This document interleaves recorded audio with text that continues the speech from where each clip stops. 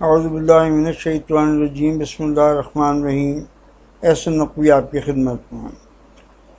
Main topic تو ہمارا رسول پاک صلی اللہ علیہ وسلم کی حیات مبارکہ پر ہے، سیرت پر ہے، اور آج کا جو ٹاپک ہے وہ ہم اسٹارٹ کر رہے ہیں انشاءاللہ تعالی بیٹلز وتھ مکہ۔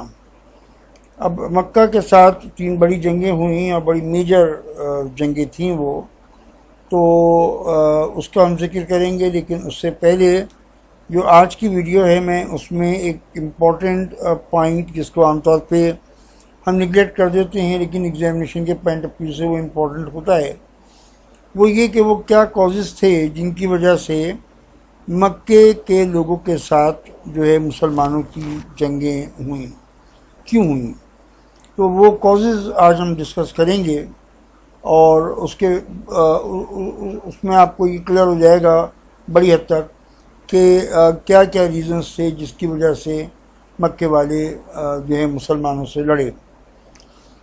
تو ایک تو یہ سمجھ لیجئے کہ مکے کی پوزیشن جو تھی پورے عربیہ میں، اس ڈیزرٹ میں، بالکل سینٹرل پوزیشن ایسی تھی، موسٹ امپورٹنٹ پوزیشن تھی مکے کی، خانہ کعبہ کی وجہ سے، کہ تقریباً رسول پاک صلی اللہ علیہ وسلم کی پیدائش سے بھی تقریباً 2500 ایئرس بیک حضرت ابراہیم علیہ السلام نے، حضرت اسماعیل علیہ السلام نے کعبے کو بلڈ کیا، اور عربوں کے ذہن میں یہ چیز آ گئی اللہ تعالیٰ کی طرف سے کہ ان کو ہر سال وہاں پہ آنا ہے اور حج کرنا ہے۔ تو عرب جو تھے وہ ہر سال ہی وہاں پہ آیا کرتے تھے اور حج بھی کیا کرتے تھے، جس کی وجہ سے وہ شہر تھا یعنی مکہ وہ بالکل سینٹر بن گیا ٹریڈنگ کا۔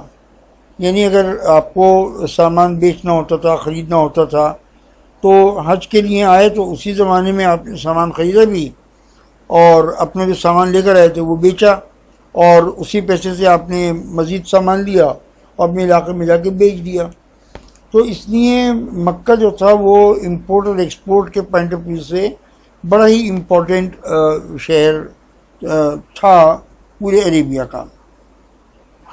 اب جو لوگ وہاں مکے میں رہے، اور حضرت اسماعیل کی اولاد اور پھر دوسرے قبیلے جو کہ پانی کی وجہ سے وہاں پہ آ کے سیٹل ہوئے، ان لوگوں نے آنے کے بعد جو مکہ کی جو ٹریڈ ہے اس پہ پوری طرح ان کا قبضہ تھا، وہ تو تھا، لیکن کعبہ کی جو امپورٹنس تھی عربوں میں، اس سے انہوں نے فائدہ اٹھانا شروع کیا، اور فائدہ تو چلو ٹھیک ہے یہاں تک بھی صحیح تھا، لیکن کوئی کعبے کی بلڈنگ کے کوئی 1000 سال کے بعد ایک آدمی تھا مکے کا ہی رہنے والا، تو اس کا نام میرے ذہن میں اس وقت نہیں آ رہا، لیکن وہ سیریا گیا ٹریڈنگ کے لیے، اور اس نے وہاں سیریا میں دیکھا کہ لوگ بتوں کی پوجا کر رہے ہیں، تو وہاں سے وہ 1 2 4 بت جو ہے وہ اٹھا کے لے کے آ گیا، اور یہ پہلا برا انسان تھا جس نے کعبہ شریف میں بت رکھے اور بتوں کی پوجا کا کام اسٹارٹ ہوا۔ اس کمبخت کو جو ہے وہ رسول اللہ صلی اللہ علیہ وسلم نے آگ میں اور سخت عذاب میں دیکھا تھا جب آپ معراج پہ تشریف لے گئے تھے۔ خیر، تو اس طرح سے کعبے میں بتوں کی پوجا اسٹارٹ ہوئی، اور ظاہر ہے کہ رسول پاک صلی اللہ علیہ وسلم کی پیدائش تک تقریباً 2000 سال سے زیادہ، 2500 سال، 1500 سال سمجھ لیجیے، اس میں یہ بتوں کی پوجا اتنی ڈیولپ ہو گئی کہ کعبے شریف میں تو 365 بت تھے ہی، اور کعبے کے باہر بھی بت تھے، لات اور منات اور بڑے بڑے بت تھے یہ، اور ان لوگوں نے ذریعہ آمدنی بنا لیا تھا بتوں کی پوجا کو، اور ہر فیملی نے اپنے اپنے بت رکھے ہوئے تھے، اور کوئی اولاد کے لیے پیسے وصول کرتا تھا، کوئی کاروبار کے لیے پیسے وصول کرتا تھا، کوئی جان بچانے کے لیے پیسے وصول کرتا تھا، مختلف طریقے ہوتے ہیں اس طرح کی اس میں، تو ان لوگوں نے سب یہ کیا ہوا تھا، اور ان کے بڑے انٹرسٹ تھے یعنی اس شہر کے ساتھ اور بڑا ذریعہ آمدنی تھا. ایک تو ٹریڈنگ، مین سٹی ٹریڈنگ کا، نمبر 2 یہ ذریعہ آمدنی جو بتوں کے ذریعے سے ہو گیا، اور تیسری بات یہ کہ چونکہ کعبہ شریف جو تھا وہ اللہ تعالیٰ کی طرف سے بنا، اور تو اس لیے کعبے کی عزت جو تھی وہ پورے عرب کے اندر بے انتہا تھی، بے انتہا عزت تھی. اور وہ لوگ جو کعبے کے پروٹیکٹرز تھے اور کعبے کی دیکھ بھال کرنے والے تھے، ان کی تو ظاہر ہے کہ بہت زیادہ عزت تھی پورے ڈیزرٹ میں. ان کو بڑا ایڈوانٹیج یہ تھا کہ 12 مہینے سفر کرتے تھے، اور 12 مہینے ان کو سفر کرنے میں نہ کوئی لوٹتا تھا، نہ کوئی قتل کرتا تھا، نہ ان کو کوئی مارتا تھا، کیونکہ یہ کعبے کی خدمت کرنے والے تھے. یہ اللہ کی طرف سے تھا، یہ اللہ کی طرف سے تھا، جو اللہ نے فرمایا کہ لإِلاف قریش إِلَافِهِمْ رحلۃ الشتاء والصیف، کہ ہم نے قریش کو گرمی کے اور سردی کے جو سفر ہیں ان کا عادی بنا دیا. تو یہ 12 مہینے ٹریولنگ کرتے تھے، 12 مہینے پیسے کماتے تھے. تو یہ ان کو بڑے ایڈوانٹیج تھے جو کہ ان کو مکے سے ملا کرتے تھے. تو یہ باتیں میں آپ کو، اور اس کی وجہ سے ان کا ایک پولیٹیکل انفلوئنس بڑا زبردست تھا. ان کی پورے عربیہ میں عزت تھی، جو یہ چاہتے تھے وہ کرواتے تھے، اور پولیٹیکلی بڑے اسٹرانگ تھے یہ لوگ. ان سب باتوں نے ان کے اندر ایک ایروگنس اور ایک تکبر اور غرور اور اپنے آپ کو بالکل ایسا سمجھنا، بہت بڑا سمجھنا، یہ سب چیزیں جو ہیں ان کے اندر، مکے والوں کے اندر جو ہے وہ یہ سب چیزیں پیدا کر دیں. یہ بیک گراؤنڈ میں نے آپ کو اس لیے بتایا کہ سب چیزوں نے آگے جا کے بڑا امپورٹنٹ رول پلے کیا مکے کی ہسٹری میں، مدینے کی ہسٹری میں، اور اس کے بعد بھی آنے والی ہسٹری میں بڑا امپورٹنٹ رول پلے کیا ہے اس تمام بیک گراؤنڈ نے. اب ہم چلتے ہیں اصل بات کی طرف کہ وہ کیا ریزنز تھے کہ جن کی وجہ سے مکے کے لوگ جو ہیں وہ مدینے جا کے لڑے. اصل میں تو عجیب سی بات لگتی ہے کہ رسول پاک صلی اللہ علیہ وسلم نے جب تبلیغ شروع کی مکے میں، اور ان لوگوں نے ماننے سے انکار کر دیا. آپ صلی اللہ علیہ وسلم نے مکے کے باہر نکل کے جو حاجی آتے تھے ان کو تبلیغ کی، ان کو بھی رکاوٹیں ڈالی، اور اتنا ریزسٹنس کریٹ کیا مکے کے لوگوں نے کہ رسول پاک صلی اللہ علیہ وسلم وہ شہر چھوڑ کے مدینے چلے گئے. اب وہ مدینے کا جو شہر تھا وہ 250 میل دور تھا، تقریباً 400 کلومیٹر دور تھا. تو بات ختم ہو گئی، اب جھگڑا تو ختم ہو گیا نا. بھئی رسول پاک صلی اللہ علیہ وسلم وہاں پہ چلے گئے، اب کس بات کا جھگڑا؟ بھئی مکہ تو کلیئر ہو گیا.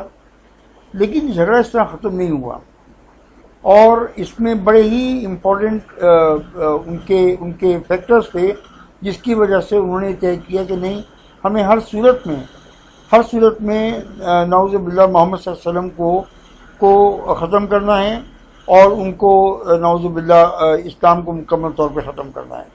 یہ انہوں نے سوچ سمجھ کے یہ کام کیا، اور یہی ہمیں دیکھنا ہے کہ ان کا ایسا کیا انٹرسٹ تھا، انہیں کیا پریشانی تھی جس کی وجہ سے انہوں نے مسلمانوں کو ایلیمینیٹ کرنے کا پکا ارادہ کر لیا تھا.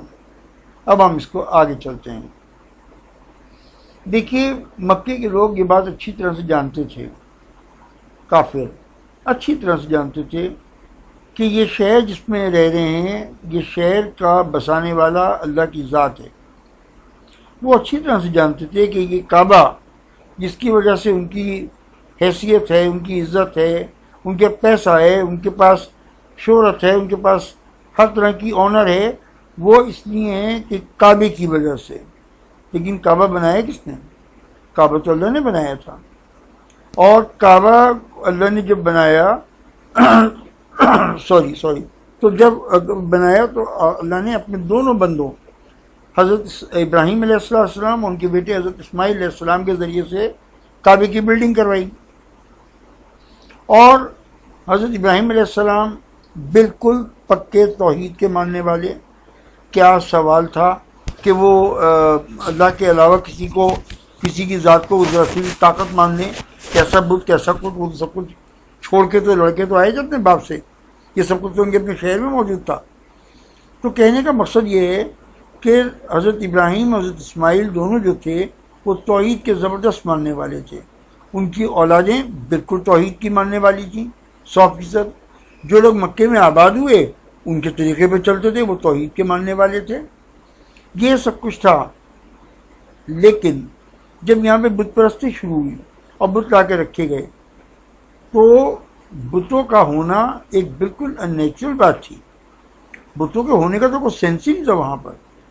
اس لیے یہ بات جو تھے وہ عرب مکے کے اچھی طرح سے جانتے تھے کہ ایک دن آئے گا یہ محمد صلی اللہ علیہ وسلم جس طرح سے پاپولر ہو رہے ہیں، جس طرح سے ان کی حیثیت بڑھ رہی ہے، ایک دن آئے گا جب یقینی طور پہ یہ مکہ پہ قبضہ کریں گے اور کعبہ شریف کو بتوں سے آزاد کریں گے، اور آزاد کرنے کے بعد یہاں پہ وہ ایک اللہ کا نام رائج کریں گے۔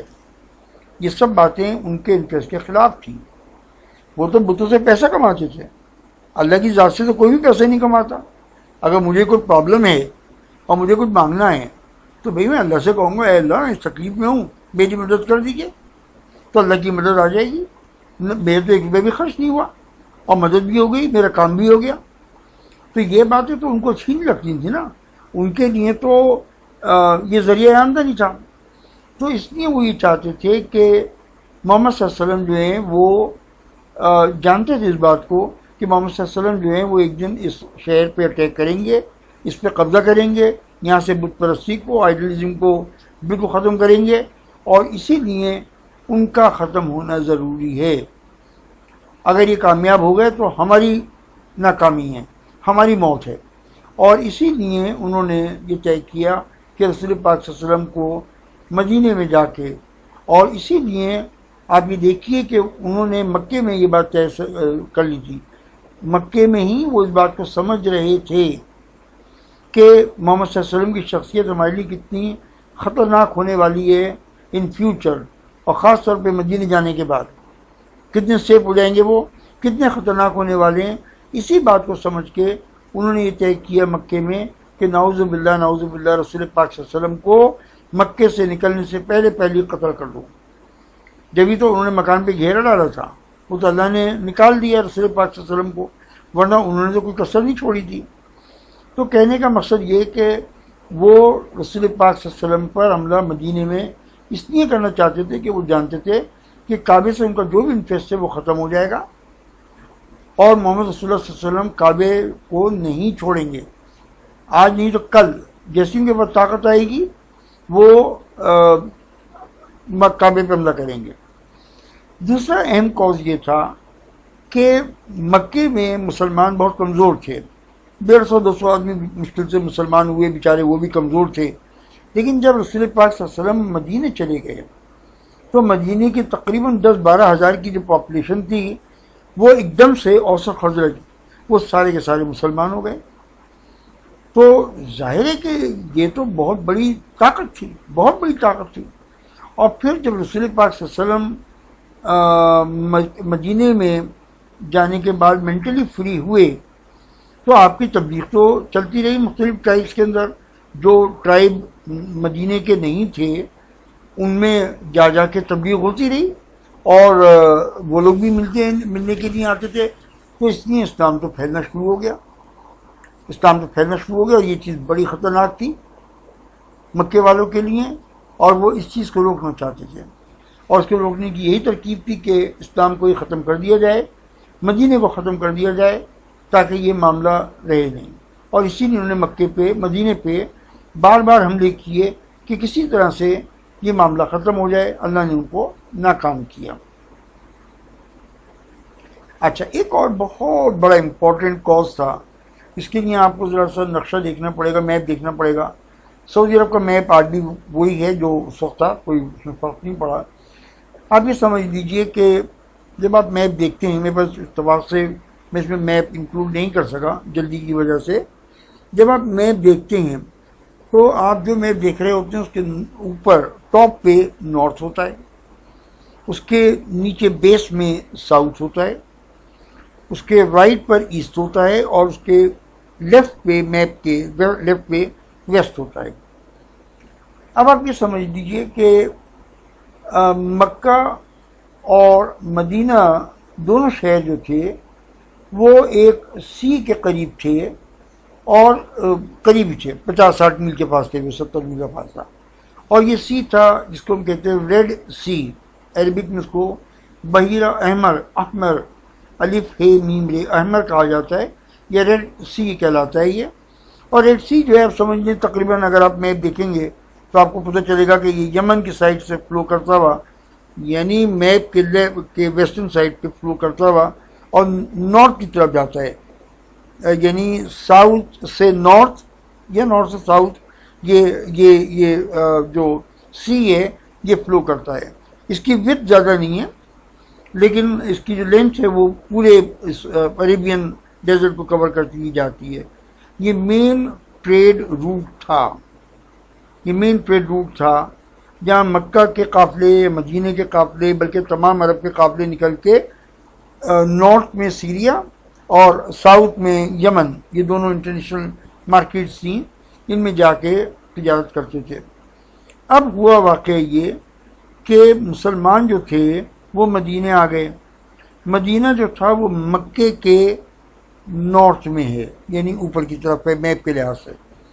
یعنی اگر آپ مکے سے ایک قافلہ لے کے نکلیں اور آپ کو سیریا جانا ہو، جو کہ بڑا امپورٹنٹ مین مارکیٹ تھا مکے والوں کے لیے، تو اگر آپ کو سیریا جانا ہو تو الٹیمیٹلی آپ کو مدینے کو کراس کرنا پڑے گا. اب مانیے کہ فرض کیجئے کہ مسلمانوں کا ایک گروپ اس 50-60 میل کے فاصلے پہ آ کے بیٹھ گیا اور وہ 2-4-10-20 آدمیوں کا قافلہ ہوتا تھا، اس کو لوٹ لیا یا ان کو قتل کر دیا، تو کیا ہوگا؟ ٹریڈنگ تو رک گئی. اور مکے والے تو زندہ ہی ٹریڈنگ کے اوپر تھے، وہ تو رک گئی. یہ تو بڑی خطرناک بات ہو جاتی ان کے لیے، یعنی ان کی ذریعہ آمدنی بند ہو جاتا. اور جو اس وقت کی عرب ٹریڈیشنز تھیں، ٹرائبل ٹریڈیشنز تھیں، ان کے مطابق یہ ہونا تھا. اس لیے کہ مکے والوں نے مسلمانوں کو صرف یہ کہنے پہ کہ تم ایک اللہ کو کیوں مانتے ہو، ان کے گھروں سے نکال دیا. ان میں سے کچھ لوگوں کو قتل بھی کیا. یہ سب چیزیں تو ناقابل برداشت تھیں. اور کون سا ظلم تھا جو انہوں نے اس 13 سال میں مسلمانوں پہ نہیں کیا؟ چلو 10 سال لگا لو، 10 سال میں کون سا ظلم تھا جو انہوں نے نہیں کیا؟ اگر جواب میں مسلمان یہ سب کچھ کرتے کہ ان کے قافلے لوٹ لیتے اور ان کو فائنینشلی بالکل کرب کر دیتے تو یہ ان کا حق بنتا تھا. ٹھیک ہے، مسلمانوں نے ایسا نہیں کیا، مگر بہرحال مکے والوں کو تو اس بات کا ڈر تھا کہ یہ جو ہائی وے ہے یہ بڑی خطرناک ہے، یہ مسلمانوں کے ہاتھ میں چلی گئی ہے. اب وہ جب چاہیں گے مدینے سے نکلیں گے، رستے میں آ کے بیٹھ جائیں گے اور ہمارے کاروانس کو لوٹیں گے اور ہمارے لوگوں کو قتل کریں گے.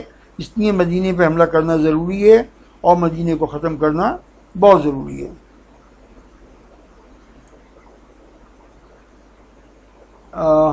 جی، اس کے بعد یہ کچھ بیسک چیزیں ہیں جس میں میں نے آپ سے آلریڈی میں آپ کو ایکسپلین کر چکا ہوں کہ مکے کے لوگ اپنے جو ٹرائبل پرائڈ تھی اس کو چھوڑنے کو تیار نہیں تھے. جو کعبے سے ان کو فائنینشیل ایڈوانٹیجز مل رہے تھے وہ چھوڑنے کو تیار نہیں تھے. جو پولیٹیکل اسٹرینتھ تھی وہ چھوڑنے کو تیار نہیں تھے. تو اسی لیے ان کے لیے ضروری ہو گیا تھا کہ وہ مکے پہ مدینے پہ حملہ کریں. اب یہاں سے تھوڑا سا میں آپ کو اور آنسر دے دوں. Explain why the prophet thought it important to fight against the Quraysh. یعنی وہ جو میں نے بھی آپ کو بیان کیا وہ تو یہ تھا کہ قریش نے کیوں ضروری سمجھا کہ مسلمانوں پہ حملے کیے جائیں. لیکن اب ہم بات کرنے والے ہیں اس بات پہ کہ رسول اللہ نے کیوں ضروری سمجھا، اللہ کی ذات نے کیوں ضروری سمجھا کہ ان سے اب لڑنا ضروری ہو گیا ہے. تو اب ہم ان باتوں کو ڈسکس کریں گے کہ رسول پاک مثلاً جب بدر کا واقعہ ہوا تو رسول پاک صلی اللہ علیہ وسلم کے پاس اس بات کی چوائس تھی کہ وہ چاہتے تو مدینے واپس چلے جاتے اور ان کے کاروان کو لوٹتے اور پیسہ کماتے اور مدینے میں جا کے چھپ جاتے، بعد میں دیکھا جائے گا ٹیک وٹیک ہوگا. لیکن اللہ کا حکم آ گیا کہ نہیں، آپ نے کوئی پیسے ایسے کو نہیں دیکھنا، آپ نے ان سے لڑنا ہے. ونس فار آل اس معاملے کو ڈیسائیڈ کیجیے. تو یہ اس طور ذکر ہے کہ رسول پاک صلی اللہ علیہ وسلم نے کیوں ضروری سمجھا کہ یعنی یہ معاملہ اب ختم ہونا چاہیے. میں پڑھ کے سنا دیتا ہوں، ہو سکتا ہے کوئی پوائنٹ مجھ سے رہ جائے جلدی میں. The prophet had a very clear mission in his mind. His target was to convince people to worship only one Allah. رسول پاک کا ایک ہی مشن تھا، توحید ہونی چاہیے. This mission was incomplete without the conquest of Makkah. اور جب تک مکہ کی کانکویسٹ نہیں ہوتی ہے ایک اللہ کی توحید کی جو کو ماننے والا عربیہ میں کوئی نہیں ہوگا. کعبہ واز اوریجنلی بلڈ بائی ابراہیم، یہ سب میں تفصیل آپ کو بتا چکا ہوں. اور if the prophet had not fought a decisive battle against them, they would have conquered Medina and eliminated Islam.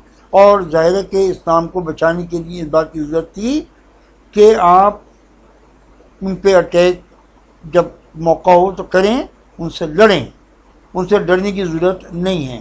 یہ اسلام کے سروائیول کا معاملہ تھا اور اسی لیے رسول پاک صلی اللہ علیہ وسلم نے یہ ضروری سمجھا کہ یعنی ان کے اگینسٹ جو ہے وہ لڑا جائے، پیگنس آف مکہ کے against. Allah had also commanded, اب اللہ کا حکم بھی آ گیا، قرآن مجید میں جگہ جگہ موجود ہے. اللہ کا حکم آ گیا تھا کہ بس اب جتنا پرسیکیوشن برداشت کرنا تھا کر لیا، اب لڑنے کو تیار ہو جاؤ، ان کے ساتھ لڑنا ہے، یہ حکم آ گیا تھا. تو مسلمان بالکل رسول پاک صلی اللہ علیہ وسلم بالکل تیار تھے. اور یہ سارا سلسلہ پھر کیا ہوا، جب Quraysh had started their preparation against Islam, اور انہوں نے بھی یعنی اپنی تیاریاں پوری شروع کر دی تھیں مکے والوں نے. It was a practice of the prophet to send spying teams in order to be ready about any attack of Medina. رسول پاک صلی اللہ علیہ وسلم جو تھے وہ بالکل ویجیلنٹ رہتے تھے، اور آپ چھوٹی چھوٹے 5 آدمی 4 آدمی کی جو ٹیمیں تھیں وہ ریکی کے لیے مدینے سے باہر بھجواتے تھے کہ چیک کرو کہ کوئی اٹیک تو نہیں ہونے والا، کوئی فورس تو نہیں آ رہی، کوئی خطرہ تو نہیں ہے. یہ ساری چیزیں ہیں. اب اس درمیان میں یہ ہوا واقعہ کہ میں اس کو ذرا سا صحیح کروں. جی رائٹ، یہ وہ واقعہ جس کو میں نے بھی آپ سے ذکر کیا کہ جس وقت ابو سفیان کا قافلہ بھی مسلمانوں کی زد میں تھا اور ابو جہل کی آرمی بھی مسلمانوں کی زد میں تھی. تو یہ کانفلکٹ پیدا ہوا کہ قافلہ لوٹ کے واپس چلے جاؤ یا جنگ کرو. مسلمانوں میں کچھ تقسیم ہو گئی تھی اوپینین کی، مگر اللہ کا فیصلہ یہ آیا کہ نہیں، آپ کوئی قافلہ وافلہ کوئی پیسہ ویسا نہیں، آپ ان پہ جا کے اٹیک کیجیے، ان سے لڑیے. تو یہ ایک امپورٹنٹ وجہ تھی جس کی وجہ سے مسلمانوں نے جو ہے یہ لڑائی کی. یہ بیسک کازز تھے. بہت بہت شکریہ، ویڈیو لمبی ہو گئی ہے آپ کا. Thank you very much. May Allah bless you. شکریہ.